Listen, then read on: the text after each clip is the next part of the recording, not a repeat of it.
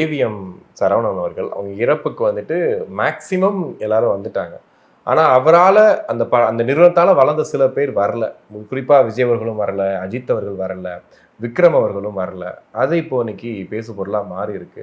உள்ளபடியே வருத்தம் தாங்க. ஆக்சுவலாக ஏவிஎம் சரவணனுடைய மறைவுங்கிறது தமிழ் இண்டஸ்ட்ரியில் ஒரு மிகப்பெரிய ஒரு பேசு பொருளாக மாறி இருக்கணும். அவர் மறைந்தாருங்கிற ஒரு தகவலோடு அது முடிஞ்சு போச்சு. அவருடைய ஊர்வலமெல்லாம் அப்படி நடந்திருக்கணும். மொத்த ஃபிலிம் இண்டஸ்ட்ரியும் அப்படி வந்து நின்று அந்த பாடியை கொண்டு போய் அடக்கம் பண்ணியிருந்தாங்கன்னு வைங்களேன், அதை விட ஒரு சிறந்த விஷயம் எதுவுமே இருந்திருக்க முடியாது. ஆனால் இங்கே வந்து ஒரு நன்றி கெட்ட உலகம் இது.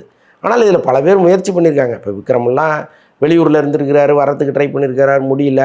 இங்கே இருந்தவர்கள் போயிட்டாங்க. பட் விஜய் வராது ஒரு மிகப்பெரிய குறை தான். விஜயெல்லாம் கட்டாயமாக போயிருக்கணும். அஜித்தெல்லாம் வந்து நினச்சிருந்தா வந்திருக்கலாம். பட் அவருடைய பணி நிமித்தம் அங்கே வந்து அது ஏற்கனவே திட்டமிடப்பட்ட வேலைகளில் இருக்கார். ஸோ அதனால் வர முடியாமல் போயிருக்கலாம்.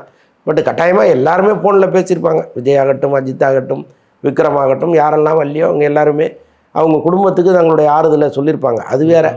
ஆனால் இந்த மக்கள் பார்த்துட்டே இருக்காங்கல்ல, எவ்வளோ பெரிய லெஜெண்ட் அவர், எவ்வளோ பெரிய நிறுவனம் அது, இப்படிப்பட்ட படங்கள்லாம் இங்கே கொடுத்துருக்காங்க, எவ்வளோ பேரை உருவாக்கியிருக்கிறாங்க, வாழ வச்சுருக்காங்க.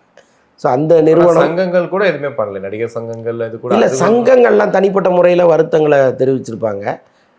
எல்லாத்தையும் தாண்டி ஏதோ பணம் இருக்கிற ஒரு முதலாளி படம் எடுத்தார் அப்படின்லாம் இல்லை.